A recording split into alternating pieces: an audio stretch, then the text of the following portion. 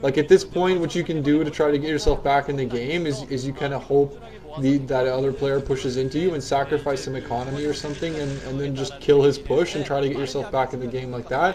Or like he's doing right now, you can just go for your tech really early and hope to kind of out control him once you get your tech up. So he's going to go for arbiters pretty early off of 2 bases, and hope that he can work a lot of wonders with his arbiters and get back in the game that way. He's definitely behind right now, but like if he gets those arbiters out, if he gets a good stasis off, gets a good recall, I mean that's enough to bring you back into the game. That's the beauty of arbiters.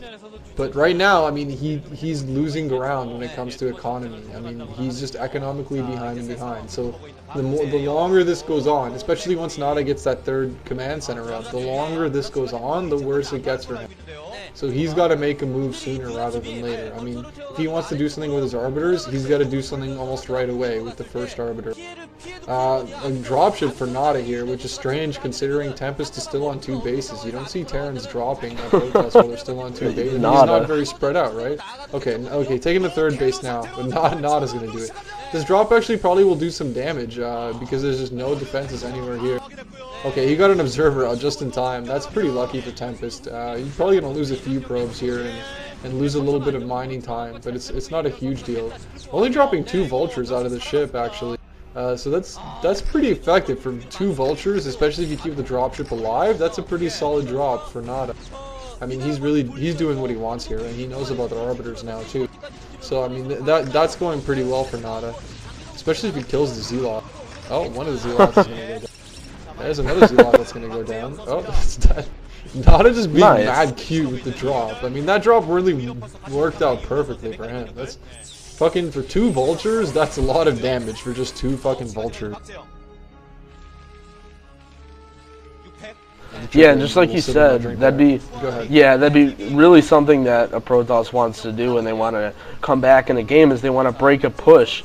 And as a Protoss player, you really have 2 options. I mean, if the Terran goes for a push, you can break it, but if a Terran takes his 3rd, a lot of the times, it depends on the map, really.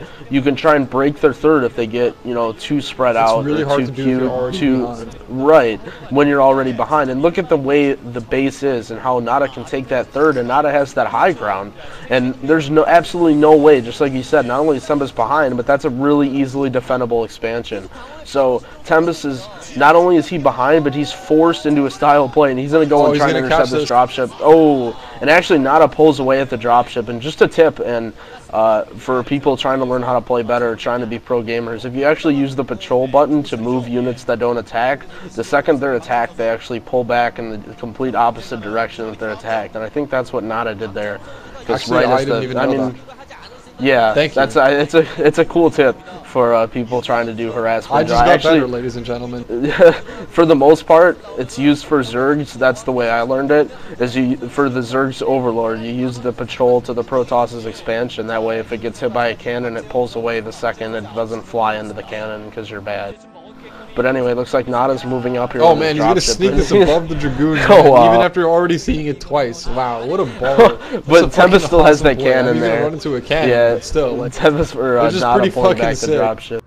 But look at that, Tempest is still only on 3 bases. There's really not, I mean, this game is pretty much over at this point. Tempest, that's one thing a lot of players do. I mean, you pointed out that one of the very first games at Byzantium is those 3rd expansions are really difficult to defend as a Protoss, just because you can't really make an easy wall in and they're on low ground. But a lot of the times, we've seen Jangbi and Tempest, oh, mine, no, that sucks. But players have really spent a real little amount of money defending those 3rd expansions. But nonetheless, Tempest is still only on 3 bases, and NaDa is just going to have an enormous push here. He's going to have so many vultures. And, Tempest looks like he's still only adding his 8th gateway, where I have to imagine NaDa's probably already on 8 factories. So you really don't want to be behind in a factory count at this point. And NaDa's already building turrets. It looks like he may try and push out now. Oh, wow. Building his 4th command center.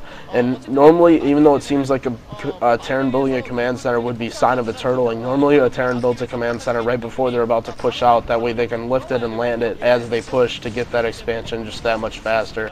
So I have to imagine that NaDa is already setting up here, and he may try and end the game right now. He's either going to go for ending the game, or just going to slowly crawl farther toward Tempest here and just take that base kind of along the way with a slow push. Tempest though, I mean, this is not a bad timing for Tempest. Tempest has got a second Arbiter out. The first one has tons of energy. The second one will have enough energy by the time that Tempest is really forced to engage the unit. So, I mean, this is kind of what Tempest was going for, you know? He has to hope to get some great stasis off with his first Arbiters and claw his game back. I really hope he doesn't attack here. Actually, attacking would be a really bad move for Tempest.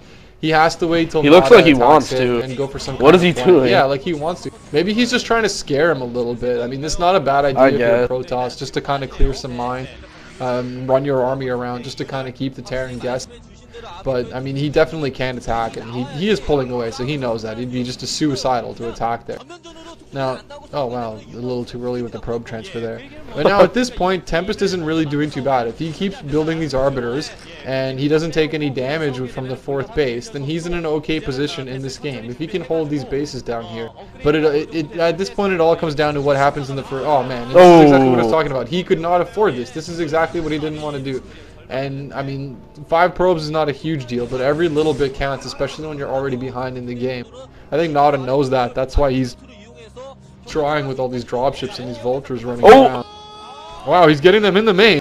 They're in the main. Wow, this is terrible. It's really not good for Tempest. I hope he has a cannon down there. Okay, he does have a cannon, so he's not going to take a huge amount of damage. It's kind of just a minor annoyance. But still, I mean, every little bit counts, right? This is pissing him off, I'm sure.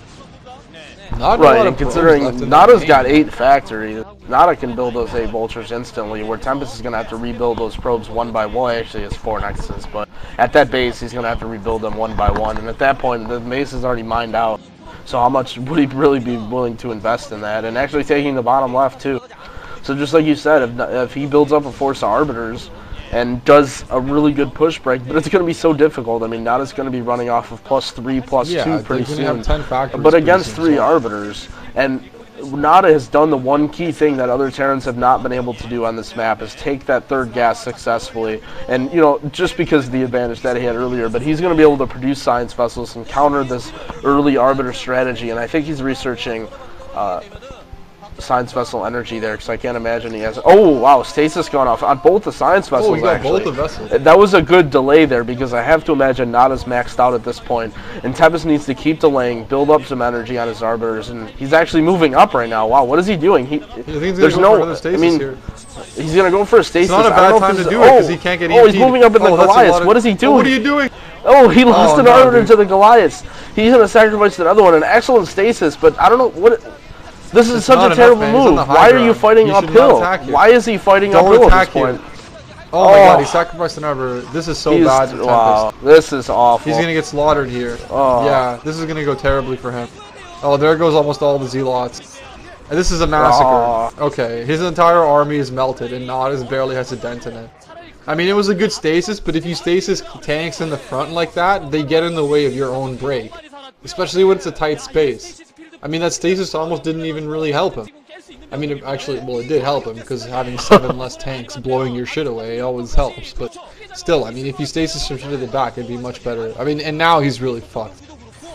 Oh yeah. This is a shitty, really shitty situation. Like, this is exactly what he did not want to do, man. Excuse my language, but this is a shitty situation. So, because the situation is shitty, that justifies fuck. No, I say fuck. Exactly. You don't apologize. Yeah, you're a fucking asshole. That's all we're gonna say about that, though.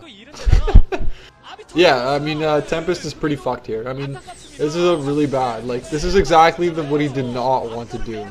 You know, and it's hard. Like, you get impatient when you're in this position, right? That huge ball is coming at you, and you just get worried. You're like, fuck, you know, this might be my best chance. I gotta take it. And it really did not work out for him. It was kind of a rookie mistake there, attacking up the hill. That's like some kind of shit that I would do. And Tempest really cannot afford to do that's kind of something that Noni would do in the Courage finals. Yeah, exactly.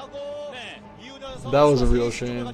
I love Noni. He might still be in Korea if he had won that. Who knows, man? It's a shame that he left. Ooh. And it's a shame that Tempest is going to get crushed here. Well, no, it's not really. No, it isn't. NaDa's moving on. I'm happy. But still, like, Savior moved on and NaDa moved on. So we're gonna see a Savior versus NaDa final. That would be pretty epic. Except oh, that was a pretty decent stasis. He got the vessel at least. But nah, he's not. Done. I mean, he's not.